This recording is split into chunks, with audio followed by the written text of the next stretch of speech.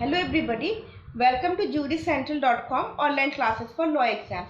तो आज मैं आपके साथ डिस्कस करने वाली हूँ ALAT PG the admission procedure of the year 2021। बहुत लोगों ने ये रिक्वेस्ट की थी मुझसे कि आप एक इस पे सेशन बनाइए, तो आज मैं आपसे डिस्कस करूँगी about everything about the eligibility criteria, about the seat distribution, the exam pattern, the reservation policy, and in the last I'll discuss about the cutoff.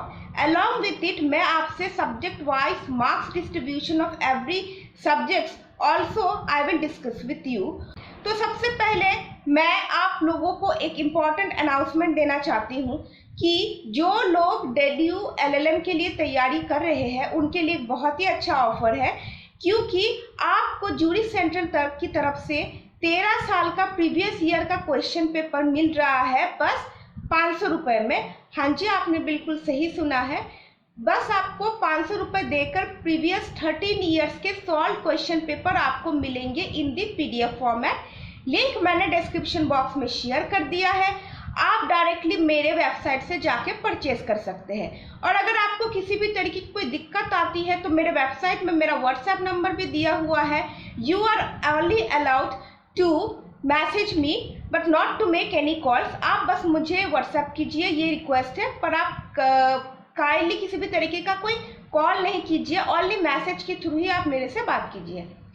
तो अब हम शुरू करते हैं ALAT PG के बारे में। तो सबसे पहले तो मैं बता दूं कि जिन जिन लोगों ने अभी तक रजिस्ट्रेशन नहीं किया है वो फ़ौरन विजिट करें www.nludelhi.ac.in और यहाँ पे आपको होम पेज पे ही इनका रजिस्ट्रेशन लिंक मिल जाएगा। और otherwise I am also sharing a link of the registration in the description box below. आप वहाँ पे डायरेक्ट क्लिक करके भी अपना फॉर्म फिल कर सकते हैं। हाँ जी, एक और बहुत ही इम्पॉर्टेंट बात मैं आप लोगों को बता दूं कि इनका जो एग्ज़ाम था, entrance exam, it was scheduled to be held on 20th of June 2021, लेकिन पैंडेमिक के कारण इनका एग्ज़ाम पोस्टपोन हो चुका है। तो अभी जिन जिन लोगों ने फॉर्म सबमिट नहीं किया है उनके लिए बहुत बड़ी खुशखबरी है कि वो अब 25 जून तक फॉर्म सबमिट कर सकते हैं, because they have reopened their application process. तो आप सबसे पहले तो जाके if you are interested in appearing to this exam, go to the registration link and register yourself. उसके बाद हम आते हैं की डेट्स के बारे में। तो इसकी ये फॉर्म जो है 23 जनवरी 2021 से मिलने ये शुरू हो गए थे और इसका लास्ट डेट मैंने आपको बता दिया है, ये अभी now it is extended to 25th of June 2021। अब हम इसके एप्लीकेशन फ़ीस के बारे में जान लेते हैं। If you belong to unreserved or OBC, then you have to pay a fee of rupees 3,050 3,050 रुपये। अगर आप अनरिजर्व या OBC कैटेगरी से बिलोंग करते हैं तो आपको ये फीस देनी पड़ेगी। And if you belong from SC/ST category और PWD तो आपको देने पड़ेंगे 1,050 रुपये, दैट मीन्स रुपीज़ 1,050। अब जो लोग BPL कैटेगरी में आते हैं, the person who fall under the category of below poverty line, they are exempted from paying any fee. तो BPL वाले किसी भी तरीके का कोई फ़ी नहीं देंगे, वो एग्जेम्प्टेड है फ़ी पे करने से। और हम अब बात करते हैं एलिजिबिलिटी के लिए। तो सबसे पहले मैं इस प्रोग्राम के बारे में बता दूँ। NLU Delhi is offering 1 year LLM programme, ये 1 साल का LLM प्रोग्राम है और वही लोग अपियर कर सकते हैं if you have secured 50% marks in your BLLB degree. तो ये जो है ये उन लोगों पे एप्लीकेबल होता है जो अनरिजर्व या OBC कैटेगरी से है। But if you belong from SC/ST and PWD तो आपकी जो एलिजिबिलिटी क्राइटेरिया है वो है 45% इन योर BLLB डिग्री। और अगर मान लीजिए अगर आप फाइनल ईयर में है, अगर आप अपने 5th ईयर में है, आप तब भी इस एग्ज़ाम के लिए अपियर हो सकते हैं। तो अब मैं एंट्रेंस टेस्ट स्कीम के बारे में बता दूं। The full form of ALAT is all India law entrance test. ये जो होता है ये 150 क्वेश्चंस का एक ही पेपर होता है और ये जो 150 क्वेश्चंस जो होते हैं ये 150 मार्क्स कैरी करते हैं, that means each question shell carry 1 mark. और उसके साथ साथ आपका जो टोटल टाइम रहेगा, जो ड्यूरेशन रहेगा, वो रहेगा 1 आवर एंड 30 मिनट्स। आपको 1.5 घंटे में 150 क्वेश्चन सॉल्व करने हैं। ये जो 150 क्वेश्चन जो है ये MCQs फॉर्मेट में रहेंगे। और उसके बाद मैं नेगेटिव मार्किंग के बारे में बता दूं, there will be 0.25 for negative marking, that means 0.25 will be deducted for every wrong attempt.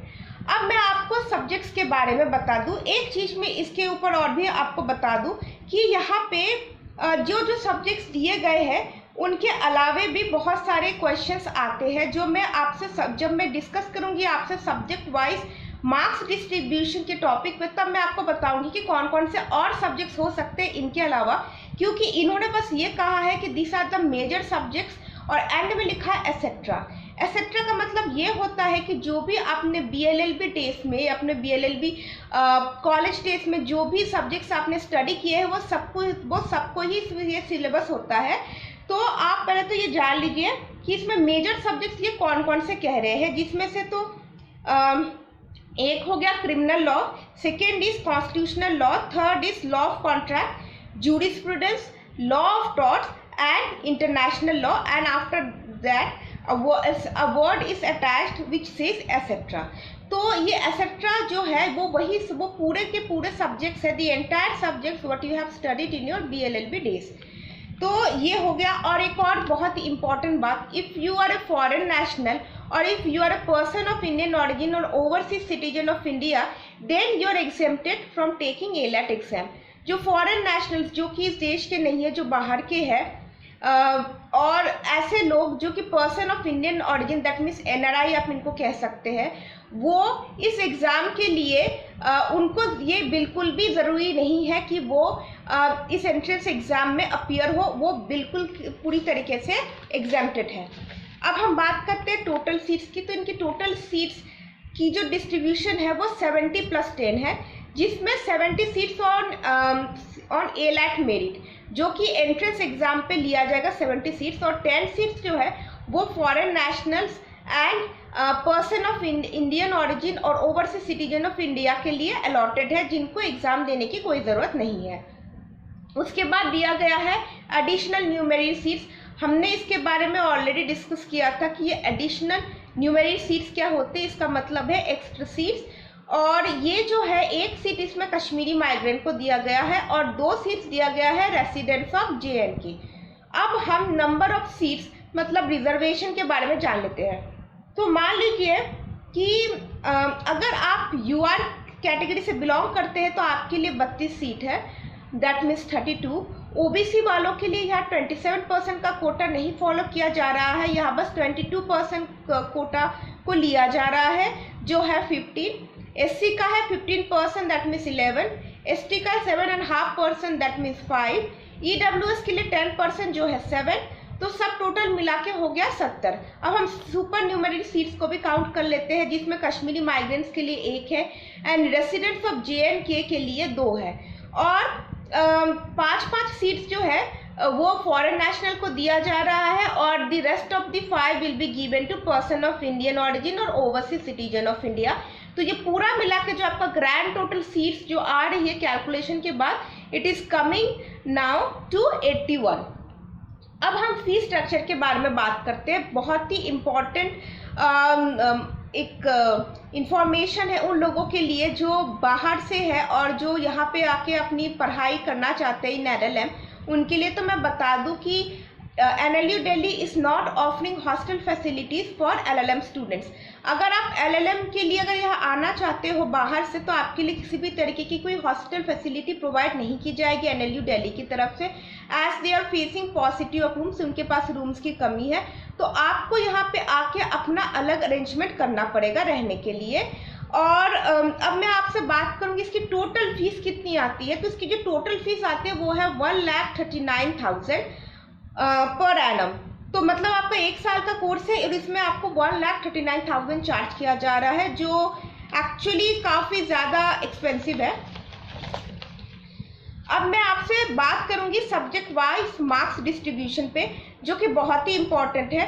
तो मैं तो सबसे पहले बता दूं कि किन किन सब्जेक्ट से पिछले साल को, दैट मीन्स जो 2020 का जो एग्ज़ाम हुआ था उसमें कितने कितने आए थे हर सब्जेक्ट से।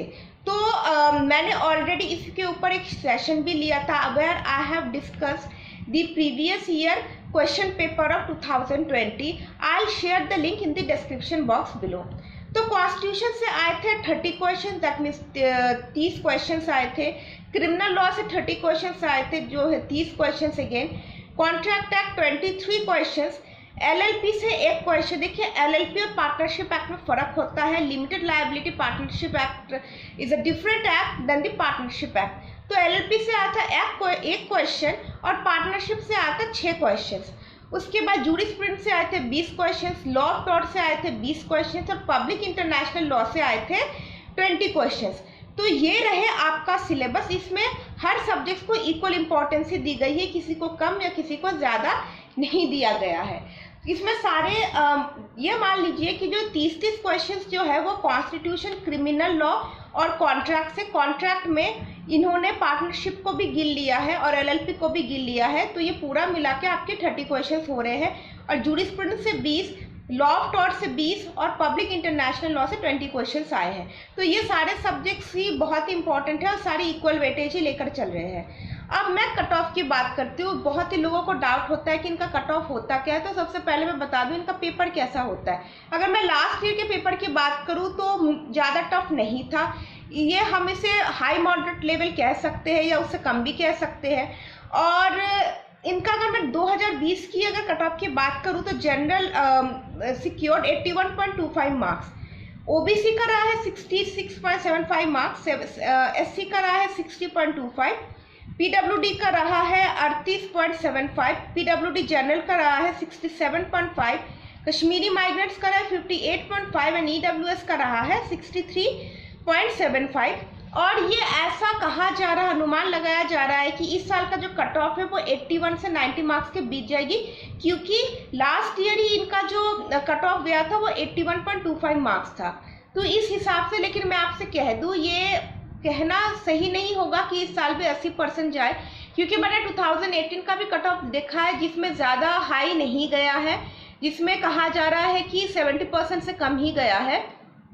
इसके एग्जैक्ट फिगर्स एक्चुअली अवेलेबल है नहीं इनके वेबसाइट पे, तो जो इन्फॉर्मेशन मुझे रिसीव हुआ है फ्रॉम द रिलायबल सोर्स, तो उसके हिसाब से अगर मैं कहूँ कि इस साल कितना जाएगा तो मैं आपसे ये कहूँगी कि आप 75 टू क्या कहते हैं 80% के बीच में जाइए। 80% के थोड़ा अबव जा सकता है, लेकिन अगर आपका पेपर अगर ज़्यादा टफ आता है तो इससे नीचे भी हो सकता है। वैसे अगर मैं प्रीवियसली बात करूँ तो ऐसा भी कहा जा रहा है कि इसके 90 तक भी कट ऑफ गए हैं, तो इस साल शायद हो सकता है 90 तक जाए। मैं ये नहीं कहूँगी कि 90 तक जाए, क्योंकि cut off totally depends on the level of questions, the number of students who appears in this question. इन सब फैक्टरों के ऊपर ही कट ऑफ आपका डिपेंड करता है। अगर मान लीजिए अगर इस साल का पेपर अगर टफ जाता है तो हम 75 के नीचे भी लेकर चल सकते हैं, लेकिन अगर ये अगर मॉडरेट टू हाई लेवल का अगर रहता है तो हाँ हम 75 अबव जा सकते हैं, 80 तक भी जा सकते हैं। और इजी रहा तो हम इससे भी ऊपर जा सकते हैं, मतलब 90 तक भी पहुंच सकता है, 81 टू 90। तो ये कहना सही नहीं होगा कि इस साल भी 81 टू 90 जाएगी, कम भी हो सकते हैं, 80% के कम भी जा सकता है। और अगर मैं एक्सपेक्टेड डेट ऑफ एग्ज़ाम की बात करूं, क्योंकि इनका जो एग्ज़ाम था वो 20 जून को होना था इसी महीने के, लेकिन हुआ नहीं और इनकी डेट एक्सटेंड हो गई, तो ये अभी तक नोटिफाइड नहीं है कि एग्ज़ाम्स कब तक हो। लेकिन हाँ आप प्रिपेयर रहिए, जुलाई तक तो मोस्ट प्रोबेबली या अगस्त के फर्स्ट वीक तक तो आपकी हो जानी चाहिए।